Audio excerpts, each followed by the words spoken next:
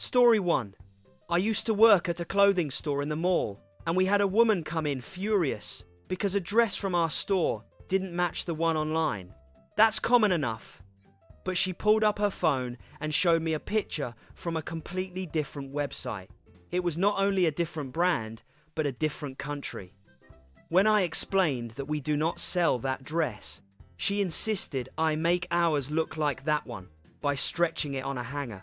She stood there watching me like she expected the fabric to magically transform. When nothing happened, she told me my attitude ruined the stretchiness. I had never been blamed for ruining physics before. Story 2. I once worked the front counter at a pizza place, and one night a man came in demanding a refund because his pizza was too hot to hold. He was holding the box with his fingertips like it was radioactive.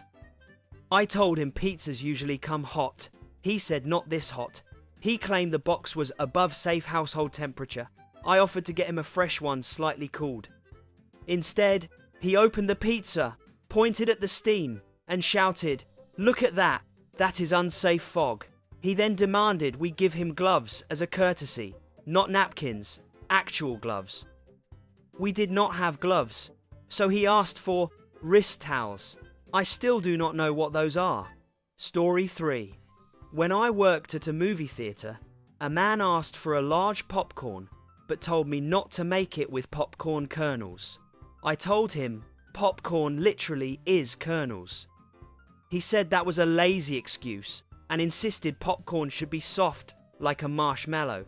He got angry when he realised popping is not optional. He told me to pop it less. I said that would just leave a bunch of hard kernels. He said that must be how we scam people into dental bills. He marched out loudly, warning other customers that we were trying to break his teeth. Story 4. I used to be a cashier at a grocery store, and one woman came through my lane with a giant pack of toilet paper. When I scanned it, she asked for a fresh one. I turned to grab another pack, and she stopped me. She didn't want the one from the shelf. She wanted one from the back, straight from the farm. When I told her toilet paper does not come from a farm, she rolled her eyes and said, "Everything comes from a farm if you go far back enough." She asked me what tree this toilet paper grew on. I told her it was processed wood pulp. She asked me which direction the forest is in so she could write a review about it. Story 5. I once worked at a tech store, and a man came in holding a phone covered entirely in duct tape. Not just the back, the whole thing. He had wrapped his phone like a hostage. He slammed it on the counter and told me his touchscreen stopped working. I carefully peeled back a bit of the tape and asked him why he wrapped it. He said he read online that phones leak personal heat and the tape keeps it in for better performance. I told him that is not how anything works. He said I should have known that from my tech education. He was offended when I removed the tape to show him he had pressed the screen so hard the glass cracked. He demanded we repair it for free because the phone obeyed the laws of heat containment. It wasn't prize it. Story 6. I used to work at a sandwich shop, and a woman came in demanding her sandwich be gluten-free water toasted. I asked her what that meant. She said she wants her bread toasted in clean water, not in heat. Another customer behind her whispered, "I think she means steam." No, she did not. She wanted the bread dipped in hot water until it felt toasted emotionally. When I told her that would make the bread soggy, she said soggy is just toasted, but softer. When the soggy bread fell apart as I made the sandwich, she accused me of over-toasting the water. Story 7. Back when I worked in a small retail shop, a man came in with a broken clock he bought from us 2 years earlier. He placed it on the counter and said he wanted a refund because the clock lied to him every morning. I asked him what he meant. He said when he wakes up late, the clock misrepresents time and makes him look irresponsible. I explained that clocks do not judge people. He said he could hear the clock ticking smugly. He wanted a new clock with a more respectful attitude. I offered a replacement out of pity. He held 2 clocks up to his ear like he was listening for personality traits. Story 8. I worked at a coffee shop where a woman came in and ordered a regular drip coffee. When I handed it to her, she looked inside the cup and asked why it was so dark. I told her it was coffee. She said, I wanted the lighter kind. I offered her a latte. She declined and pointed at the cup again, insisting I lighten the coffee. I added cream. She frowned and said it still looked too strong. I added more. Eventually, the coffee turned beige and she smiled and said, there, now it is coffee-flavoured tea. I charged her for coffee and walked away before she renamed anything else. Story 9. The longest story I have happened when I worked at a small electronics store. A woman brought in a wireless speaker and told me it had been malfunctioning spiritually. I asked if she meant the Bluetooth connectivity. She said no. The speaker itself has been giving off weird energy. She demonstrated by playing music and saying the bass felt too judgmental. Then she demanded we recalibrate the emotional tone of the speaker. I told her we could reset the device. She said that is not enough and asked if we could reset its attitude. She then insisted the speaker was learning too much about her. She asked me to clear its memories so it would forget everything it has heard. She waited silently as if expecting me to erase its conscience. I pressed the factory reset button. She whispered, thank you. It needed a fresh start. Story 10. I worked at a hardware store, and one afternoon a man walked in carrying a hammer he bought 4 months earlier. He slammed it on the counter and said it stopped working. I asked him what he meant. He said he used it to hang pictures, but after a few days the nails weren't going in as easily. I explained that sometimes you just need fresh nails or a better angle. He refused to believe that. He said the hammer had lost its power and he wanted us to charge it back up. I told him hammers do not run on anything. He pointed to the metal head and said, so what? That is just for decoration.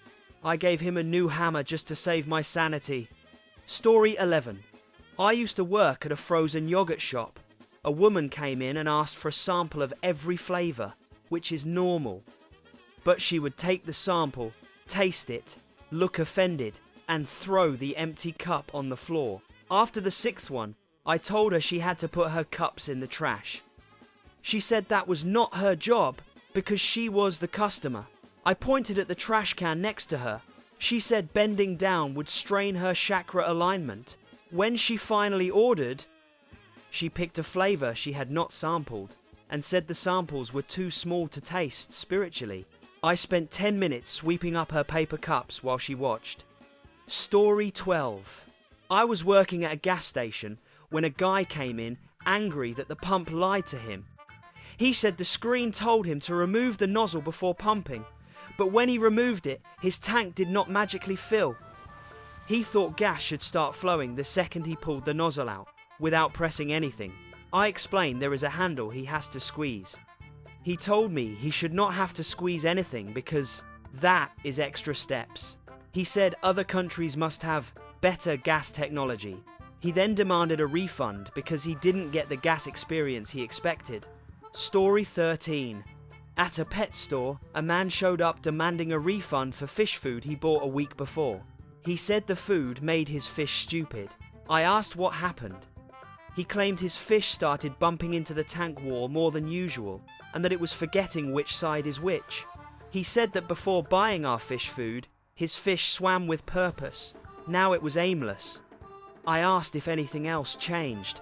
He said no, except for moving the tank and adjusting the water temperature and adding a new fish. But those things wouldn't affect intelligence. He wanted us to pay for counselling for the fish. Story 14. I worked at a small bakery, and a woman came in demanding we remake her pie because it tasted too circle. I genuinely did not know what she meant. She said the pie needed more edges because food tastes sharper when it has corners. I offered her a slice from a square pan. She said that one tasted too square. She wanted a shape that felt welcoming but also confident. I told her we only make round and square pies. She said we were limiting her creativity and walked out with a sigh like we had ruined her artistic journey. Story 15. I used to work at a phone store, and a man marched in demanding we fix his cloud immediately. He said photos kept disappearing from his gallery and reappearing in random order. That can happen when syncing across devices, but he believed the cloud was stealing his memories for advertising purposes. He said the cloud needed to be punished. He asked if he could sue it. When I explained a cloud is not a person, he looked at me like I was lying to cover for the cloud. He left, threatening to call the weather people and get it shut down. Story 16. At a grocery store, a man once refused to buy bananas because they weren't straight enough. He said he was tired of crooked food and believed curved bananas were a sign of poor discipline in the farming process. I explained that bananas grow curved because they grow toward the sun. He shook his head and said they could easily train them to grow straight if they cared. He wanted me to bring him more disciplined fruit from the back. I showed him the entire banana display. He sighed dramatically and said, "This country is doomed." Story 17. I worked at an arcade, and a woman came up demanding a refund because her child lost too many games too fast. She insisted the machines were rigged to target certain families. I told her all the games work the same for everyone. She said that couldn't be true because her son is naturally gifted and never loses at home. She claimed the air inside the arcade was sabotaging his coordination. When I didn't offer a refund, she said we should lower the difficulty for people who deserve to win more. Story 18. The most confusing customer I ever dealt with came into the electronics section of a department store holding 2 batteries. He asked if they were female or male batteries. I did not understand what he meant.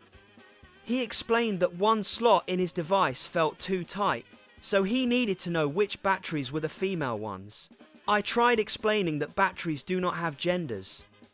He said that was political nonsense. He pointed at the positive and negative ends and said one of them is clearly the girl side. I excused myself and got another employee because I could not handle the conversation any longer. Story 19. The wildest customer I ever had came into my restaurant demanding a refund before she even ordered. She said she could sense disappointment in the air and wanted her money back in advance so she didn't suffer. I told her she hadn't paid yet. She said she was manifesting the refund early, so she wouldn't have to deal with consequences later. She asked if I could hand her $20 so she could emotionally reset. When I refused, she said the restaurant had bad vibrations and walked out without ever touching the menu. Story 20. Back when I worked at a dollar store, a woman came in holding a plastic bowl she bought 2 months earlier. She told me she wanted a refund because the bowl didn't age well. I asked what she meant. She said plastic should improve with maturity, the same way cast iron does. I told her plastic does not season like cookware. She shook her head and said, "Then why do they make it shiny at first?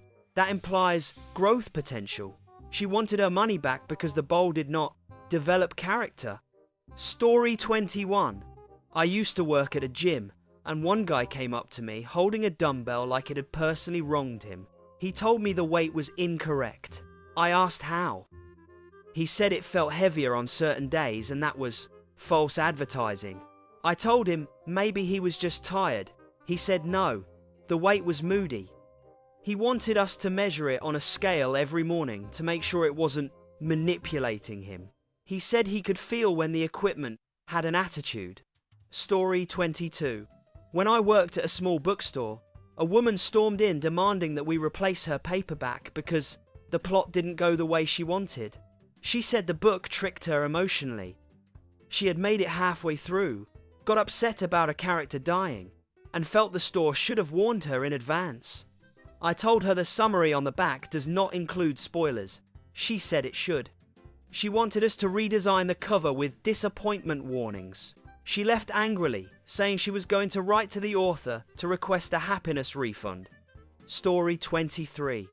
I worked at an ice cream shop and a man came in furious because his ice cream melted too fast. It was 90 degrees outside. He walked up to the counter with a dripping cone, held it over my wrist, and said, "Feel that. Look what your product is doing." I told him that ice cream melts in heat. He said he wanted ice cream that resists weather. I suggested a milkshake.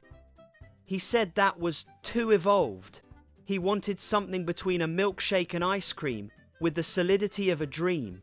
At that point, I wasn't sure if he was ordering dessert or describing a spiritual awakening. Story 24.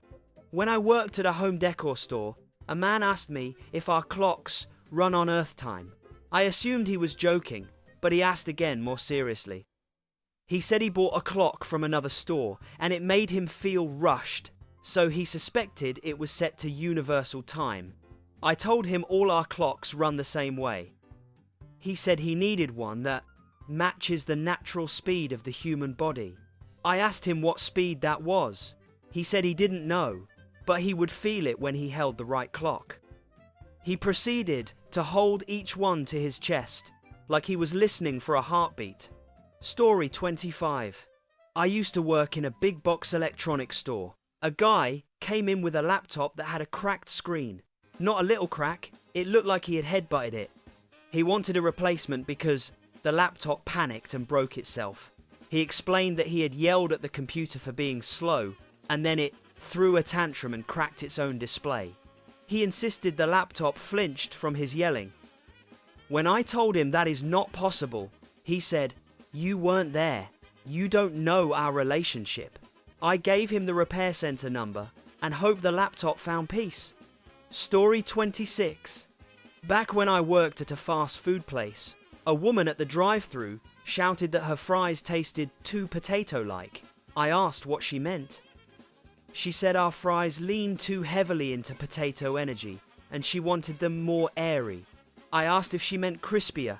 She said no, less potato-ish. I tried explaining that fries are literally potatoes. She said she knew that but expected us to transform them emotionally. She drove off yelling that we lacked culinary imagination. Story 27. I once worked at a beauty supply store, and a customer came in asking for a refund on a bottle of shampoo because it didn't give her the personality she was going for.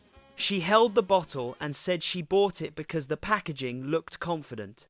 She thought it would rub off on her. When I explained that shampoo only cleans hair, she stared at me like I had just crushed her dreams. She said the bottle made promises through marketing vibrations. She returned it because she felt the same inside after using it. Story 28. I was working at a small grocery store when a man came running to the counter holding a loaf of bread. He slapped it down and demanded to know why the bread was hollow. I squeezed it and asked what he was talking about. He said the bread felt too soft, which meant air snuck inside. I told him soft bread is normal. He accused me of lying for big wheat. He believed bakeries were pumping bread with extra air to cheat customers out of density. He asked if he could test the bread on our scale to see how much real bread was inside. Story 29. The strangest customer I ever dealt with was a guy who came into the electronics store holding a smart TV remote wrapped in bubble wrap and painter's tape. He said the remote was listening too aggressively and needed to be calmed down. I asked what the problem was. He explained that when he talked near the TV, the voice assistant would activate sometimes. Normal thing, but he believed it was actually trying to join conversations. He said the remote had boundary issues and was intruding on private matters. He wanted us to teach the remote basic manners. I showed him how to turn off voice activation, but he shook his head and said that was avoiding the real issue. He wanted us to reset its personality. I told him remotes do not have personalities. He said this one did, and it was nosy. He then asked if electronics have long-term memories because he once shouted at the TV during a football game, and the next day the volume buttons felt stubborn. I explained that buttons do not feel anything. He responded by gently patting the remote and saying, "Don't listen to him. You have emotions." I performed a full factory reset just to make him leave feeling satisfied. As he walked out, he said he might bring the TV in next week because it keeps making eye contact. I still think about that man. Thanks for watching. Please subscribe. Goodbye.